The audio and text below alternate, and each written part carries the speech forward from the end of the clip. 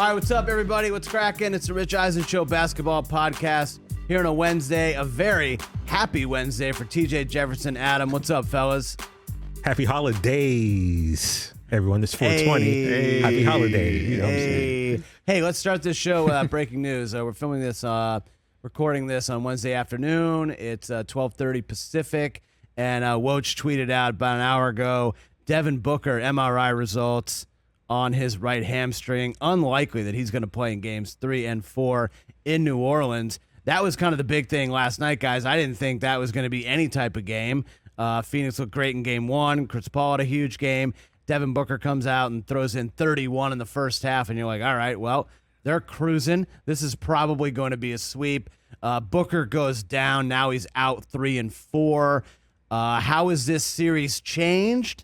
Does New Orleans now have a chance to pull the upset? Adam, you start. Do I think New Orleans will win the series? No.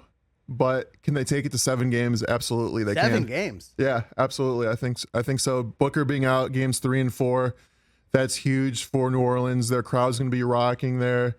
Brandon Ingram looked fantastic in game 2. McCollum looked great also. So you have the 2 stars against essentially 1 now with Chris Paul, with Booker being out. So yeah, no, I think that the Suns are in trouble right now. I still think they will win the series, but this is more than they bargained for, I think. Man, TJ, 7 games? You think Phoenix has a chance here? I'm telling you what, Booker's out for how long, it's being said? At least 3 and 4. Okay, well, let me explain something to you. Brandon Ingram. Balling, right? And you look at Brandon Ingram, he's one of those guys who has that perfect NBA build, right? He's 6'9", Durant, 6'10", long arms, yeah, absolutely. can handle the rock, can shoot. Brandon Ingram balled out last game. And let me tell you what, without Devin Booker in the lineup, here's what's going to happen. I'm just going to make a wild prediction. Zion is going to pull a Willis Reed at some point. He's stepping onto the court. I believe if Devin Booker misses more than 2 games, the Pelicans are going to upset the Suns because it's not even that I feel, it's very obvious. He's such an important piece of that Suns puzzle. You take him out, where do those 31 points come from? Who makes up for what Devin Booker brings to the table? I just believe if 2 games, cool. Anything more than 2, Suns are in trouble. Don't let Zion come back because we're looking at an upset of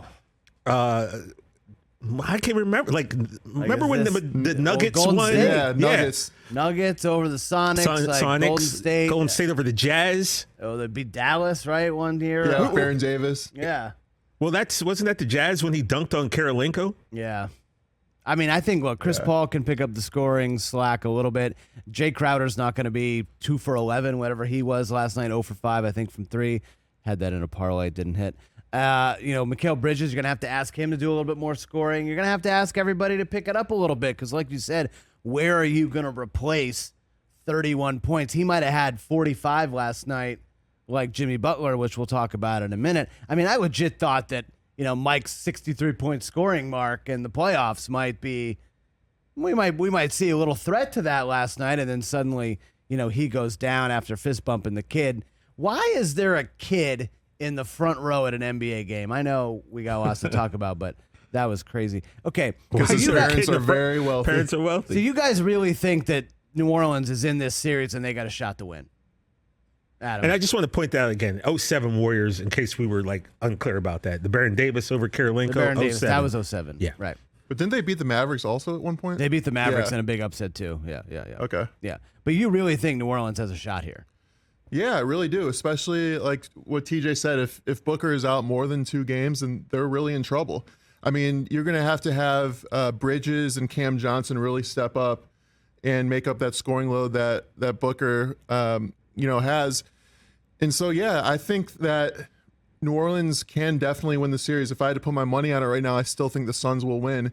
But if you get a Willis Reed moment with Zion coming back and he sees that there's potential to beat the Suns, how about this? What if it's game 3 and New Orleans has a big win, so they're up 2-1, back home for game 4 up 2-1. He sees that they can actually win this series. Zion comes back for game 4. The crowd goes crazy. New Orleans could win the series. God, it's really set up too, if they do hold home court. TJ win game 3, take a 2-1 lead. Now suddenly the Suns, the perennial playoff team of the last few years, contenders, almost won the championship last year. They've been the best team the entire regular season. This Chris Paul assance that's going on now. And then suddenly they're one and done because Zion comes back and there's an upset. Is that the most Chris Paul thing to ever happen in his career? Yeah, I mean, there's been There's so many. As a Clipper fan, 2 years ago, I sat here in this chair and I broke down like just the bad luck that the Clippers have experienced throughout the playoffs during the years. And, Chris Paul, broken finger, pulled hamstring, broken hand. And then this season, when he got hurt a few months ago, I was like, well, look, maybe we got the playoff injury Chris Paul out of the way early, so maybe he can make it through these playoffs, without missing any time. But it's all going to come down to Booker. No Booker, it's going to be bad business for the Phoenix Suns. Gosh, it's so crazy. All right, so before any games play tonight, handicap the West right now. Who's coming out of each series? And then who's going to the finals right now? Well, before we do that, let's just touch on a little bit on each of the series, and then I just want to talk about, because we're talking about Phoenix. But we haven't even got to the other teams yet to even say who I think is going to go on. Like, I'll jump ahead and I'll say the Warriors then. Like Golden State. I know. Well, that's what I mean. That's why I want to talk about that in terms of everything. Well, to me, I said before this even started, before the playoffs started, that I thought Golden State was going to win the West. And games 1 and 2 made me even further convinced that they're going to win this conference. I really think that they're the team to beat right now. You saw it just completely dominating games 1 and 2 against Denver. Denver didn't even look like they had a chance either game. So I think Golden State's the odds-on favorite right now. They have to be. What's funny is that Denver jumped out to they were up 10, and then all of a sudden Steph comes off the bench and it's bang, and Jordan Poole suddenly looks like Michael Jordan, and it's kind of crazy. Like, Draymond Green says that this kid needs to start. So they're just going to start all 3 guys, Clay, him. I almost say you put Clay on the bench, TJ. What do you think about that? No, I mean, you're not putting Clay on the bench. But he's not the Clay that we thought was going to come back. You've been saying that for months, but the dude's well. averaging 22 a game in these playoffs throughout these first 2 games. I know he had 21 game 2. Clay just seems like the odd man out to me right here. I just think Jordan Poole's better. You are living in the moment, bro. You're living in playoffs are the moment. The moment, though. yeah, but Jordan Poole's never been there before.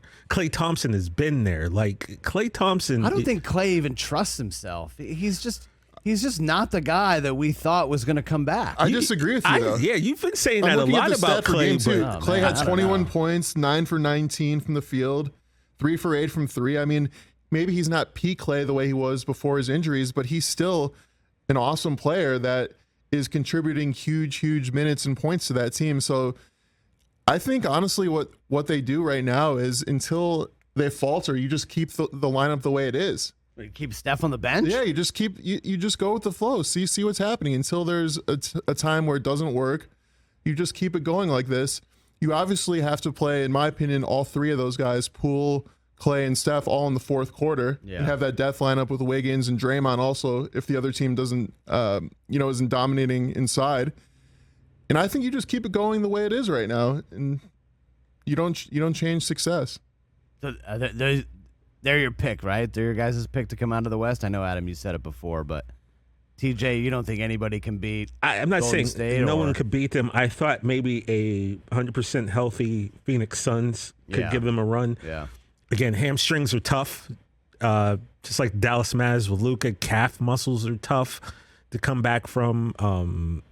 Again, though, the Jazz, and we said this yesterday, Chris, Jazz can't lose a game to the Mavs if Luka's not playing. They can't. Brutal. You cannot lose that game. And with all due respect to Jalen Brunson, you can't have him come in and hit you for 41 when there's no Luka on the court. Which is so crazy, because we had talked about that as we were leaving, just kind of BSing the other day. It was like, oh, what is Jalen Brunson's going to score 40 tonight and they're going to win? Yeah, actually, he can. Mm-hmm. And then, the 3 of us were talking 2 days ago or 3 days ago before we left, and it was just like, Jalen Brunson kind of got slept on. 2-time national champion, player of the year. I think he was on the all-decade team for NCAA basketball. Great player. Father gave me many migraines as I used to sit and scream at Rick Brunson's turnovers at the Staples Center when he played for the Clippers. Jalen Brunson's one of these guys who, like, he's not the guy who's going to get all the commercials and all the fanfare, but that's a very solid guy. And if this man's going out and getting you 41 in the playoff game, it's just showing you that the moment's not too big for Jalen Brunson. And also with Jalen Brunson, he's a guy that kind of needs the ball in his hands, and he's great at getting in the lane and facilitating to other people, especially creating open shots. And that's kind of Luka's role. So I think he's been able to be more in his natural role with Luka being out. So I think eventually Jalen Brunson will sign with another team and be able to show out more. But being a substitute for Luka, he's been incredible. So props to Jalen. Shout out Stevenson High School, where I went to school as well. So. Again, Jalen Brunson's not a substitute for Luka. I mean, he's getting his run, You know what I mean, though. He's getting more shots. Yeah, more shots with Luka out. I mean, he can still pop 20 with Luka in the lineup. So the latest on Luka, Tim McMahon from ESPN, he's not going to play if there's a risk of aggravating the injury. That's kind of a major factor in determining when he's cleared. Said that he's feeling good, quote, but isn't certain if he's going to play in Game 3 on Thursday. So obviously, we'll keep an eye on that. So injuries playing a big part in the playoffs when it comes to the West. Let's talk about the other big matchup going on, Wolves and Grizzlies. Grizzlies just routed last night, won by almost 30 at home. Did that surprise you guys, the way they were able to bounce back? TJ? I wouldn't say it surprised me. I think that a lot of people slept on Minnesota. Okay, so when they came out, fun team, young, fun team. When they came out and won that first game, I think a lot of people were shocked. This could go 7.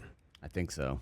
But the T-Wolves did not look good yesterday. No, they looked bad. And I think about as good as they played in Game 1 was about as bad as they played in Game 2. So that's kind of even. Maybe they're where they should be, but they were able to kind of steal home court. Yeah. They now have 3 home games coming up. Games 3 and 4, and then should there be a Game 6? Adam, you were big on Minnesota this whole time. You thought Memphis was a little bit of a fraud heading into the postseason. You still feel that way now after 2 games in a 1-1 series? Yeah, for sure. Minnesota did what they needed to do and steal home court. And I just think that they're a better team. They didn't look good last night, but going into games 3 and 4, Minnesota, the environment there is going to be crazy. They don't see that many home playoff games in their last 20 years, really. So that stadium's going to be hyped. I saw Craig Kilborn will be in attendance for games 3 and 4. Love that. Kilby. Yeah, so I just like that team. I think Anthony Edwards is a superstar, and I think Towns is a superstar also. So you have 2 guys that I think are superstars on that team that are young guys. And I think, Ja looked great in Game 2, but who knows with his injuries? He looked like he got hurt a little in Game 2. He came back, but I just think I think Memphis is just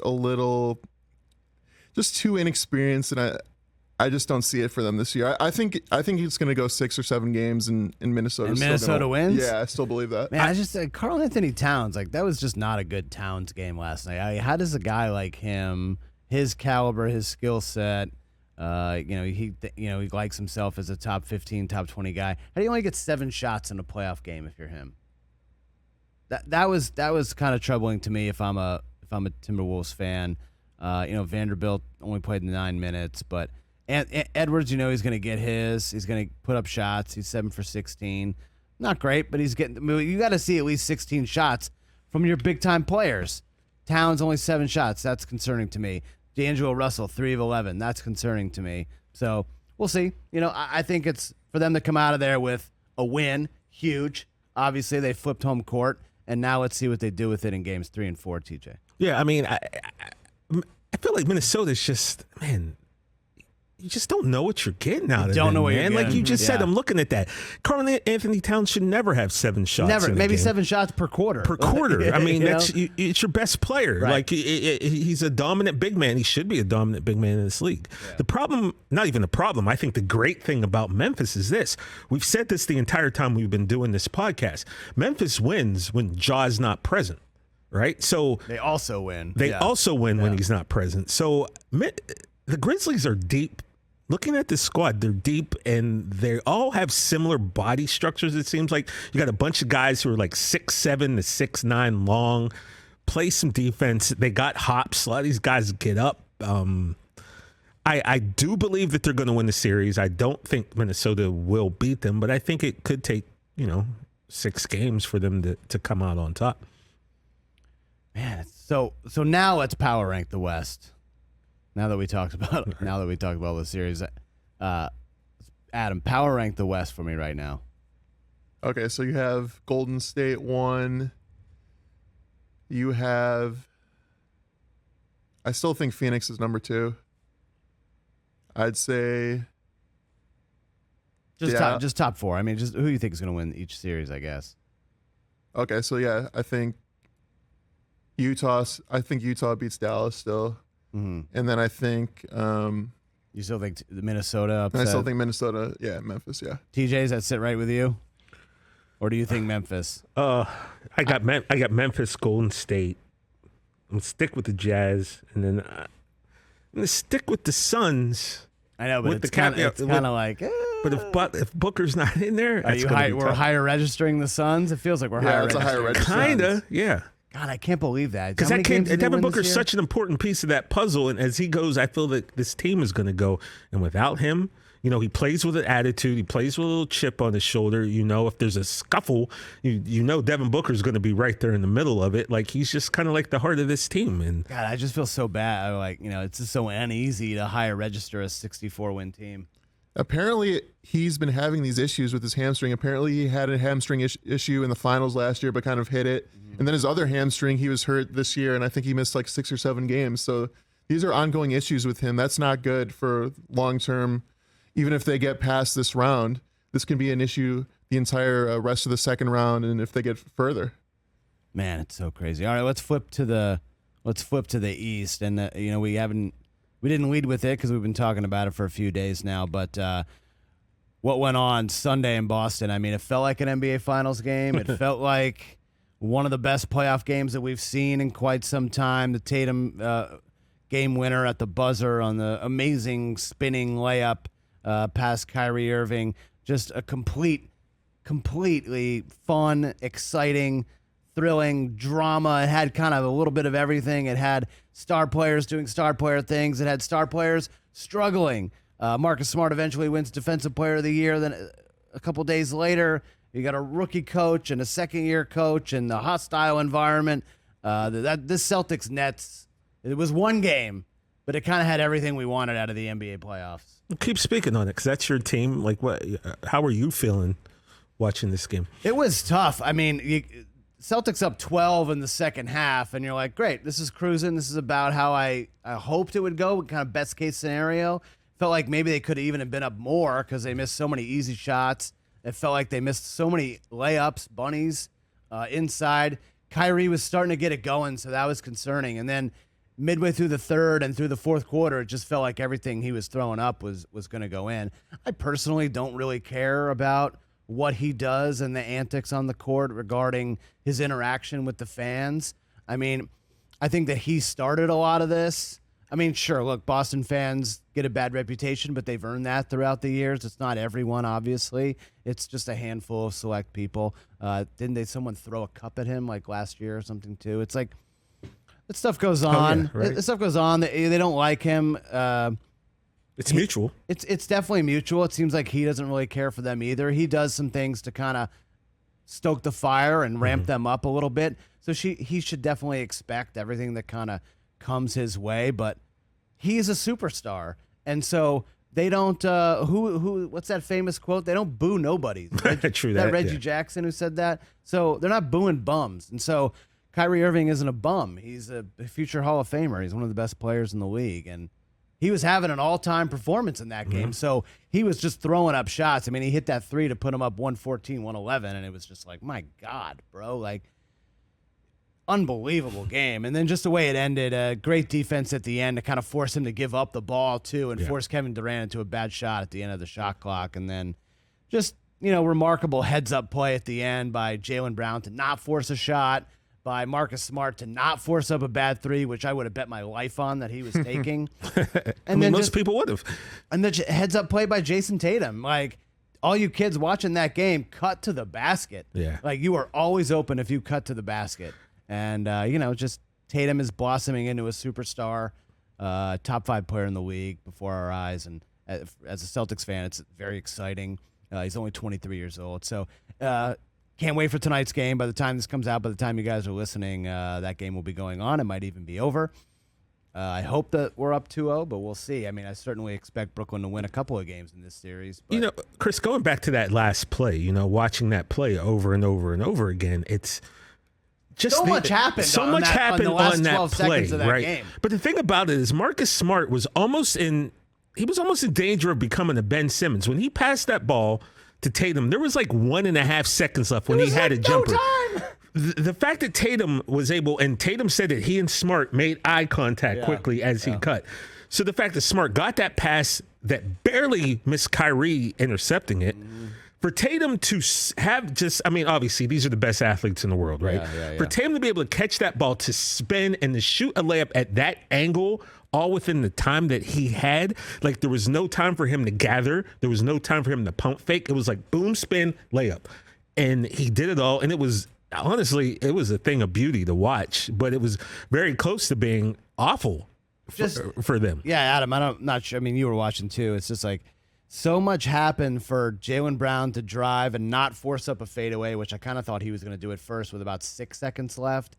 And then when he threw it to Smart, I'm like, where are you throwing it? Oh, my God. He's like 25 feet from the basket, and there's a double team coming. And he has irrational confidence, so you probably thought he was going to shoot that. He's the most irrational. I mean, obviously, I play with irrational confidence, so I love players like that. But, man, that's like, okay, he's putting up this shot. We lost game 1. It sucks. We had so many chances. Oh, my God, it's over. We won.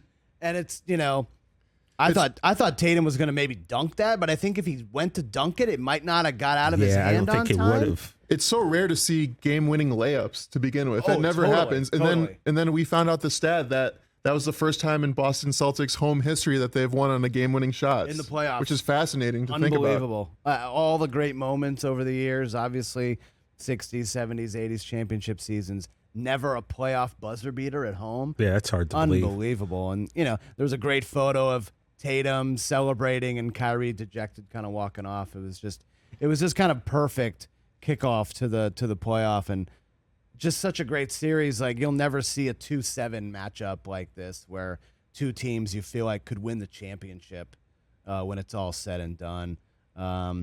It's exciting. And then now the news that Ben Simmons might be back for game 4, maybe game 3, depending on how he progresses. I just find that so shocking, Adam, that he's going to even play in this series after sitting out the whole year.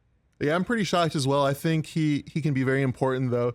Not even to do anything on offense. If the Nets can just get some good defense out of Ben Simmons, and he's known to be a really good defender, that can be potentially the difference in the series, because they're kind of lacking on defense. And having it's good they don't need anything offensively out of him, because that's what you're going to get. Nothing. TJ has PTSD from his days with the Sixers right now. Rightfully.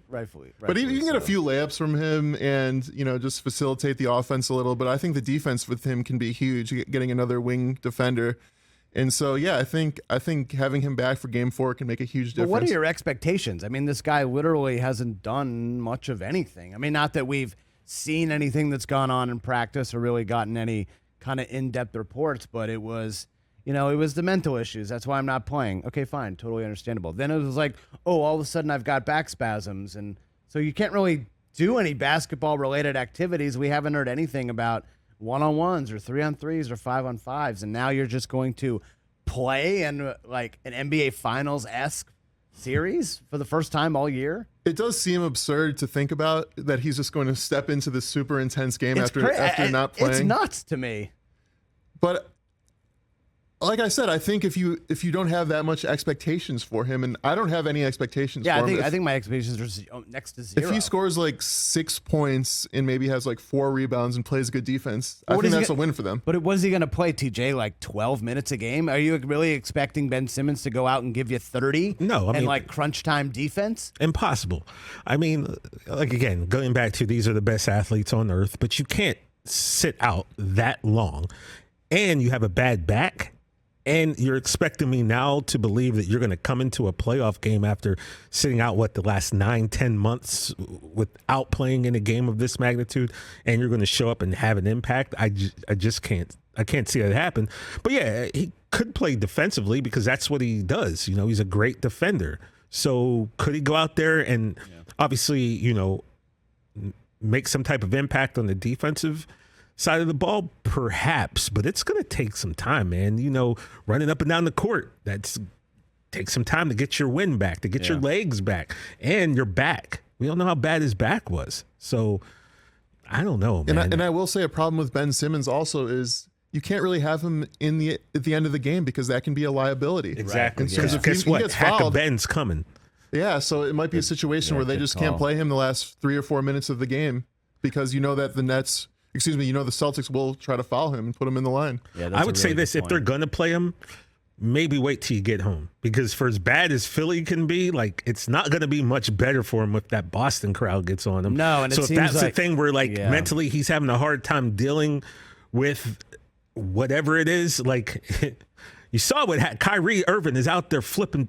I realize WrestleMania just happened, and maybe he got caught up in the whole Stone Cold thing. Maybe he did. But you cannot go out there and I understand, and I can imagine what was being said to this man, right? I mean, I can guess. To the point where I just have to go back because Jackie Robinson Day just happened, right? So I have to think what I know about Jackie Robinson, the stories my grandpa would tell me, the things that were said to that man, I guarantee you weren't said to Kyrie.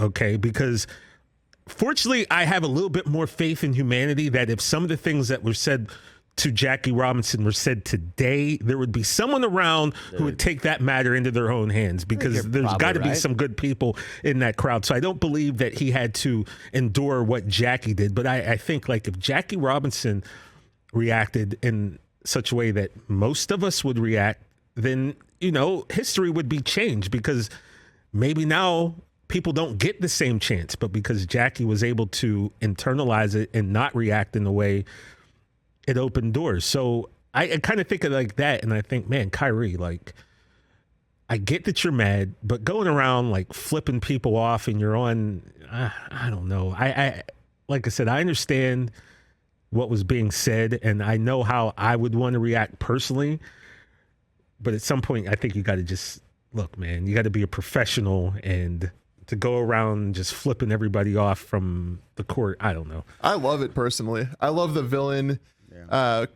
crowd dynamic. You had that with Reggie Miller and the Knicks. You had that with Trae Young with the Knicks, and now it's the Kyrie with the Celtics. I personally love it. I think it is a little immature what he was doing in terms of flipping everybody off, but in terms of just kind of doing the yeah. But I actually found that funny a little bit. I did. I guess I'm just the whole let's flip the whole arena off. I think it's a bad look for him is basically what it comes down to. And obviously he doesn't really care. Yeah, so I guess I shouldn't. I think he has long stopped caring what people think about him and what they say and what they write, and and that's fine. Like I said, so I don't really want to give much voice to it. I think secretly the NBA likes it also because that the ratings will be up tonight because everybody wants to see that dynamic between Kyrie and the crowd. Gosh. I mean, that game peaked at 10 million viewers in the middle of a Sunday afternoon. That's a monster number for the NBA playoffs round one. Yeah, absolutely. Just a huge number. And tonight, it's a little bit earlier start on the West Coast, but that's 7 Eastern tonight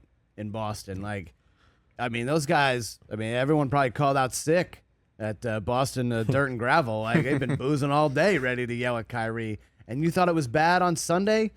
It's going to be 10 times worse tonight. Yeah, we have a night game. Yeah. The booze every time he touches the ball are one thing, but come on, it's going to be bad tonight. Also, one thing for the Celtics to watch out for. I realized Durant had 23 in the first game. He's not going to be that bad. He was 9-24. Yeah. That's a bad Kevin Durant game, right? Yeah. So now you have to understand that you're going to get a Durant who's... Well, it's going to balance out. Kyrie's not going to never miss and go for 40, and Durant's not going to, shoot 33%. Because you're great when you have 23 points, and we're like, you didn't play that well. Yeah, some people... Durant game. Yeah, right? Yeah. Let's talk about some of these other series. Adam, your Bulls got a shot? No, they played pretty good, man. I was pretty impressed. I think game one was bad Levine day, but DeRozan wasn't great, and they were still in that game. They had a lead in the fourth quarter. we played great defense during that game. I think game one was the ultimate chance for the Bulls to steal that against the Bucks. The Bucks didn't play well. Giannis had a great game, but Middleton and Drew Holiday didn't shoot well. The problem with the Bulls, we played great defense, but I wrote this down. When you have your three main stars in Levine, DeRozan, Vucevic shoot 21 for 71 from the field, you don't have a chance no matter how good of defense you play. 21 for 71. Some quick math here. Yeah, I'm not great with math. I know that's pretty bad. 71 is 29.5%. Yeah, you have your three best players shooting that. There's no way you're going to win the game. And that was the game to steal. That was a golden opportunity. Why is Vucevic shooting 27 times? Like, who are like a lot of Patrick shots. Williams was afraid. He needs to start shooting more. Patrick Williams has a lot of talent, but you could tell that he was scared in the moment. He didn't shoot. Bro, 27 shots for him is way too much. Like, no, Vucevic is a good player. He's a good player. Good player in Orlando. He's been good for you guys. 27 is probably too much. He should probably be shooting like 15 to 20 times a game. Yeah. I'm saying I believe he took more shots than any other player in the league in the playoff game so far. I could be wrong, but I think so. Like, it was a lot. I mean, DeRozan needs to step up, and I've heard from Toronto Raptors fans that's the downfall for DeRozan is that they say he doesn't play well, in big games in the playoffs. Yeah. So, and unfortunately, game one kind of justified what they were saying. He didn't play well. I saw him; he was taking shots apparently like super late night at the Bucs Stadium last night. So I don't question his work ethic or desire. I think he has that. But this guy just needs to step up in game two and take over, because if he doesn't shoot well again, along with Zach, we just don't have any chance. We'll probably get swept. I don't think we're going to get swept. I think we'll win a game, but I think that game one was really a great chance. And I love what Caruso did. Caruso played such great defense. And it just sucks that we don't have Lonzo, because we could have had Caruso coming off the bench, adding more depth. And I think if the Bulls had Lonzo in game one, we win that game. I think he's that important. So, I think if you guys have Lonzo, maybe this goes 6 or 7. Yeah, absolutely. I still think the Bucks would win, but it would be close. And, Giannis, you just can't stop him. And we talked about Brook Lopez coming back. Brook Lopez was big in that game. He had 18 points, 5 rebounds. He opens the floor. He can shoot threes. So having Brook Lopez is key for the Bucks. I think Middleton doesn't shoot as bad as he did in game one, and I think that the Bucks end up blowing out the Bulls in game two. I just think TJ comes back to like what people were saying last year about the Bucks. Like, they're so talented. They've got Giannis and all these great players. They just do dumb things. Like that game should have been a blowout in game one. You got the Bulls who are down. They're injured. They're kind of like limping into the playoffs almost. You're at home. You're the defending champs. Just blow the doors off these guys, and you just let them hang around. You let them hang around, and all of a sudden you find yourself down in the fourth quarter at home. And yeah, they pulled it out and they won. They covered my T's, which was great. But it's just like, I just want to see them play a 48-minute basketball game, in a complete series, TJ, before I still think they're going to come out of the East. Maybe my attitude about that, maybe my opinion about that will change in the next week or so by the time we hit next week's episode. But I still think Milwaukee's going to the finals. But, man, I just want to really see it out of them. I want them to take it. Yeah, but it's not like the Bulls are bad. The Bulls, they had the best record in their conference for a little bit. I know, they're not bad. They're just banged up. They're banged up. That's still a solid squad. So I don't think it's anything like Milwaukee's just going to go in there and curb stomp them. Like, they're going to. No, but I think coming into the series, a lot of people thought this was one of the ones that were going to be a sweep, I think. Yeah, I never thought that. No, I think this Adam, Bulls team is too good to get swept. No, I thought the Bulls would win one game. I still think Bucks in 5. Okay. But, yeah. All right, that's fair. All right, TJ, let's talk about your team. This is a curb stomping, speaking of, man. Philly looks so good. Embiid looks unstoppable. Maxey is taking that Jordan Poole leap. I know we're gushing about Poole on the big show, I know, because Rich has kind of been on them all season, and Poole went to Michigan, but man, we really should be talking about Tyrese Maxey. He is balling, and I want to talk about something before Maxey. It's this James Harden thing.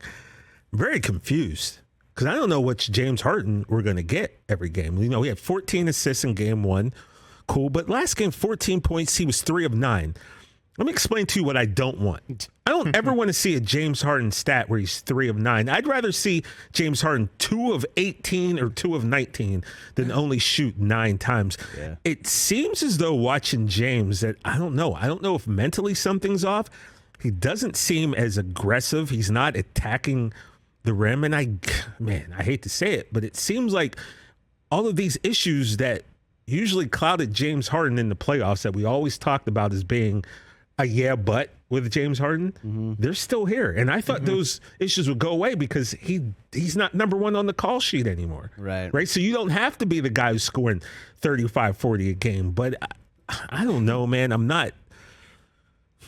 happy because we were up 2-0 and Embiid's looking dominant, although he had that point where he ran into Thibault and looked like his elbow may have hyperextended. And then him and Harden kind of ran into each other. So I'm like, and honestly, guys, I'm watching these Sixers games. I got to be honest. I watch these games with a little bit of fear because every time Embiid goes down, which is a lot, that's another problem I have with Embiid. He's too big. I don't know if it's flopping or whatever. That guy hits the ground way too much. You can't constantly pick 7 feet 2 inches and 280 pounds up off the ground that much, man. He's got to. If you guys notice this as well, he's always on the ground. And I'm not saying he's flopping, but it's like no, he just finds himself on the ground. He takes a lot of big hard hits on the ground. And so that like every game, and I think personally, I'm watching these games just waiting. I'm waiting for, there goes the broken finger, or, here goes the hyperextended elbow. Right. I can't get comfortable watching these Sixer games because I'm so conditioned for something wrong or something bad to happen. So I'm not happy watching these games because I'm sitting there like, okay, he's going to fall, he's going to break something bad's going to happen. Guys, that's just where I am as a Sixer fan. I can't get happy because I'm so afraid something bad's going to happen. Yeah, and I totally get that too. I mean, I'm looking at Harden. He played 41 minutes in game 1. He played 40 minutes in game 2, so he's out there. Yeah, he's durable. There. He's durable. Yeah, but like, does he just look off to you? Yeah, I don't know if he just doesn't have the same chemistry with these guys yet, coming onto the team halfway through the season. And obviously, maybe it's in his head with the playoff thing that, that's kind of been a stigma with him, so it might get into his head.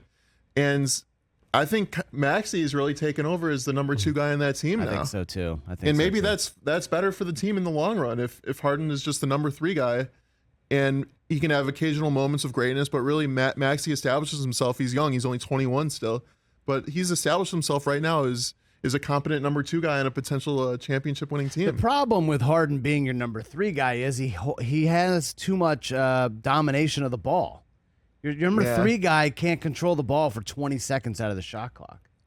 Your number 3 guy can if you're distributing the rock the way he did in game 1. Like I said, he had 14 assists. He had 14 dimes. Very pedestrian stat line for him in game 2 with 14.6 dimes and 6 rebounds and 5 turnovers. So you're right. He has the ball a lot. I don't know what it is. Just something's not passing the eye test right now, but I can't complain because we're up 2-0. But again, I've been snake bit so much, I can't even get comfortable with it. Do you think Toronto gets one tonight or this week? Yeah, you would think. That's a good team. Yeah. They're a good team. Siakam has really taken a leap to being one of the top players. Yeah, Toronto has one of the best home crowds for sure. And unfortunately, I was reading that Scotty Barnes probably won't play again, which is a huge loss for them. Oh, that's too bad. But I think Toronto will get one game at home, and the series will probably be over in 5. All right, what's more likely? This series goes 6. Toronto gets both of these home games, or in one of these Toronto games, we have that 35, 10, and 8 James Harden game. TJ? I picked the Sixers in 6 at the beginning of these playoffs. Okay. And after the first game, I was like, man, there should have been 4. But, Toronto, like you said, very good team. They still have some championship players. They're still on this squad. That home crowd, it's raucous up there, and I don't know if they'll get 2, but I'd be very shocked if the Sixers went up there and just completely took every game up north. So I would assume that Toronto at least gets 1 win. Be shocking if they didn't. God, Embiid looks so good though, Adam.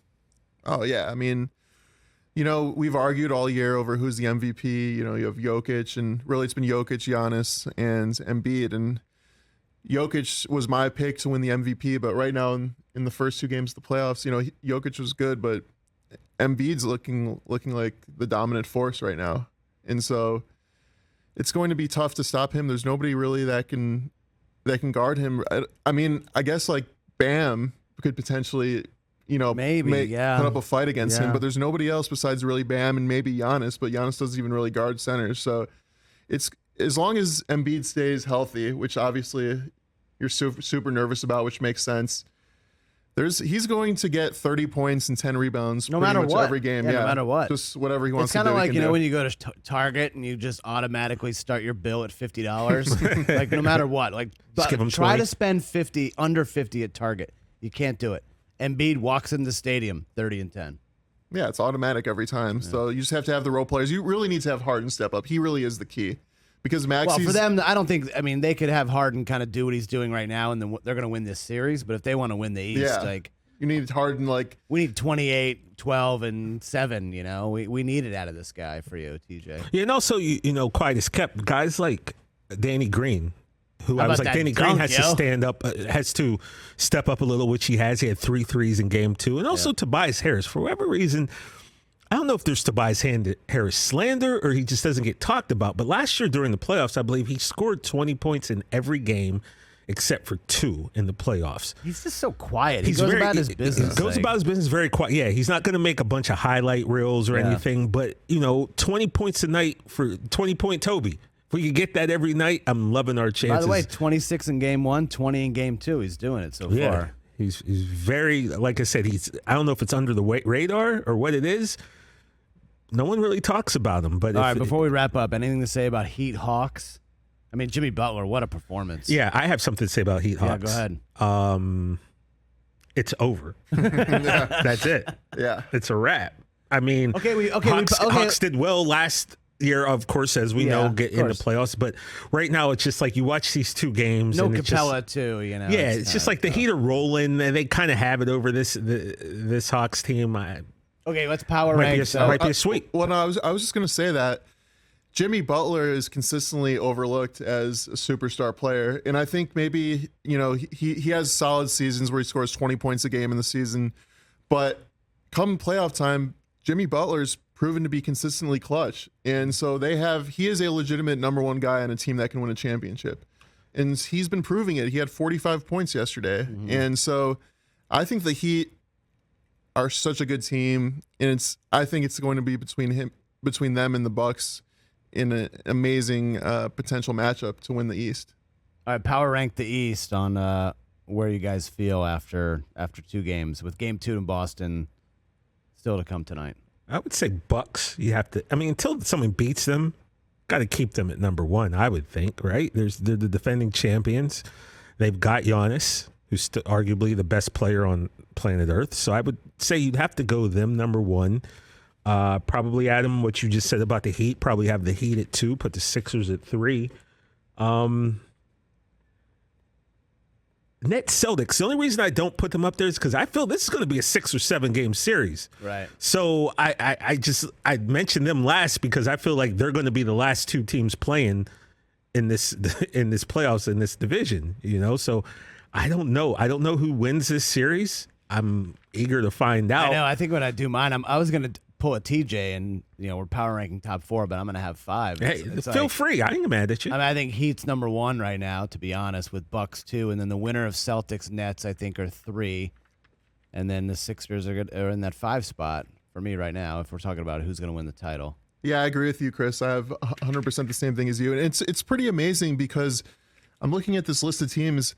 And I think this is the first time in forever where I would not be shocked if the Bucks won the East, the Heat won the East, the winner of the Nets or Celtics won the East, or even the Sixers won the East. Yeah, me neither. There's all 5 teams. Have 5 teams that can win the absolutely. Eastern Conference, and I would not be shocked at any of those teams. So it's a wide open conference right now, and it's going to be fun to watch down the stretch because it hasn't been like this in years where you just don't know. And by the way, you got guys who are hungry. Embiid, he wants that he ring. wants He it needs so that bad. ring. Jimmy Butler. Jimmy Butler wants that ring. He needs that ring. You know, Kyrie. You think Kyrie doesn't want a ring after all the things that he's and gone all the through? crap like everyone says about Durant. You think Durant needs this ring because he's tired of hearing that you had to go to Golden State and you couldn't win on your own. Like there are desperate men in this division, in this conference, who a ring would just. I mean, obviously, a ring's going to mean. Oh, it kind of it changes the conversation right? But around everyone. And it's going to change. James Harden gets a ring. Now what? You know what I mean? Now the entire discussion around James Harden, it's different. So, I mean, of course, like I said, everybody wants a ring. Everybody would love a ring. But there are some people here who, like, their stories are going to be greatly affected in a positive way just by saying, you got that Larry. Yeah, I mean, LB. look, there's 5 teams in the East that can win it. I think there's probably 3 teams in the West that can win it. When have we gone to an NBA playoffs with 8 teams that you can legit say they can win the championship?